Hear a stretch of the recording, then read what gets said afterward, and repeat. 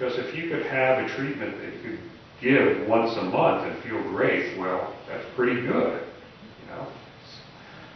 So it's being looked at, and it should be looked at. All these treatments should be looked at, but you know, general anesthetics have their side effects, so you always have to weigh the possible benefits against the risks. But sounds interesting to me. If I understood you correctly, never mind. As far as kindling goes, the notion that your brain gets used to working a certain way if you have an episode, and it's more likely, well, you can explain it better than I. Something you said made me think you're an advocate of believing that the more episodes lead to kindling, and then you're more predisposed to further episodes. Did I correctly infer that from what you said? Yeah, well, I never mentioned kindling, but the research is clear that more episodes, or untreated episodes, lead to episodes becoming more frequent and more severe, the more episodes you have. And unfortunately, unlike other disorders sometimes, bipolar disorder tends to get worse as you get older, if it's not treated, not better. The episodes, both depressed and manic or hypomanic, are more severe and more frequent. And it's possible that it's due to just the effect that these are having on the brain. That's why I mentioned the possibility of brain damage. A lot of people have likened manic or hypomanic episodes to a sort of slow motion seizure. When you have a seizure, you have a lot of unregulated heavy-duty brain activity, which can sometimes cause you to lose consciousness and have a grand mal seizure, you know, where you have tonic-clonic contractions and you're unconscious, sometimes you're incontinent, or more commonly a partial seizure where a part of your body will just go out of control for a while, or you will lose consciousness for a while.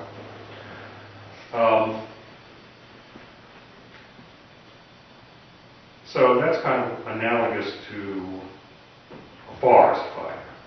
Some people say, well, bipolar mania or hypomania is more analogous to this smoldering thing that's like that, but just not as severe or as fast. Or you're getting extra unregulated activity in the brain where it shouldn't be. And so that's what makes people manic. And I think there's something to that, if only because many effective anti-manic medicines are also anticonvulsants, like Depakote, or Tegretol, or Lamictal. All those were first put out by the FDA to control seizures. They're pretty good at preventing manic episodes, too. And so I think there is something to that analogy. So I had a psychiatrist who had taught at UT Southwestern who told me he didn't believe in that kindling theory. Do you think he's just wrong, or was maybe pacifying me, or? Well, I don't know. It's defined in different ways. I think the jury's still out, and it's not clear yet. It's just not been researched enough to know. But I will say that as time goes on, it looks more and more likely that the kindling theory does hold water. Uh-oh. I want to ask Yes. about 5 different people. One today I was talking to, he felt his, marijuana use, daily marijuana use, was not going to get in the way of his medication. And so I was kind of curious about that, because I have heard contradictory things about that. And you had mentioned substances earlier. But he used it, like many people do his age, in the 20s, something to relax, be less anxious? Because anxiety seems to be, it wasn't one of the symptoms you mentioned, but seems to be one that's there, kind of getting life started, having this illness. And I want to know what you think about daily cannabis use. For some people can smoke cannabis daily if they have a mood. You're talking about people with mood disorders now. They can smoke it daily if they have a mood disorder, and it will cause them no harm and will just relax them, just as you said.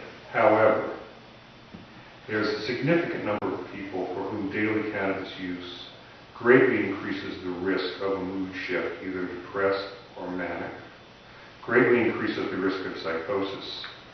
Cannabis today is around 10 to 30 times as powerful as it was when I smoked it in the 60s in college. It's not the same drug. It is potent stuff. And it's equivalent to, hashish, what hashish used to be back then. And I've seen too many people become psychotic with it to be able to recommend it for relaxation or anything else for people with these disorders. You cannot tell for whom it will be benign or for whom it will all of a sudden cause a drastic problematical shift or psychosis. And for that reason, I get a little upset with the marijuana doctors who prescribe it for people with these disorders, because you just don't know if it's going to make people worse, and it certainly can. Because I've seen. You just don't know for whom it's going to be benign and for whom it's going to lead to a mess.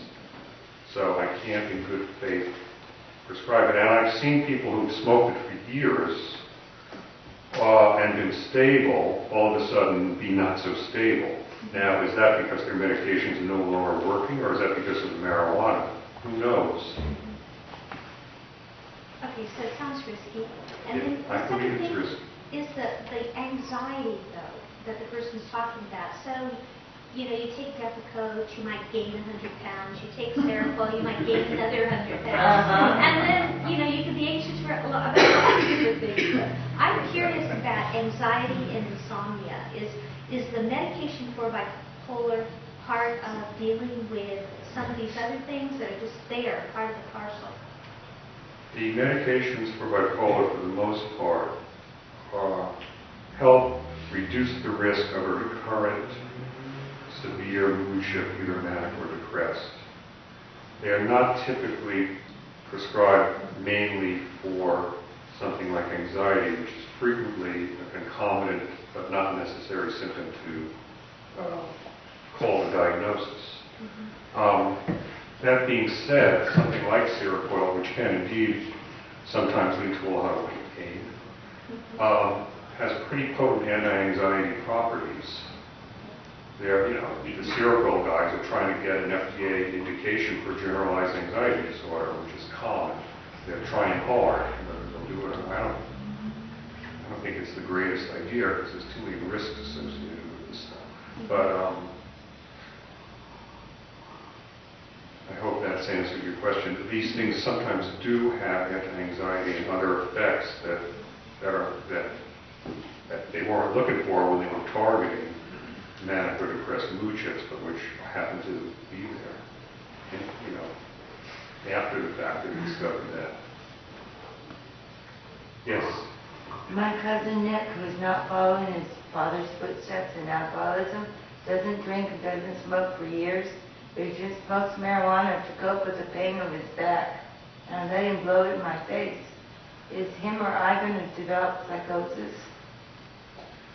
The chances of you developing psychosis from him occasionally blowing it in your face are very small. Very small.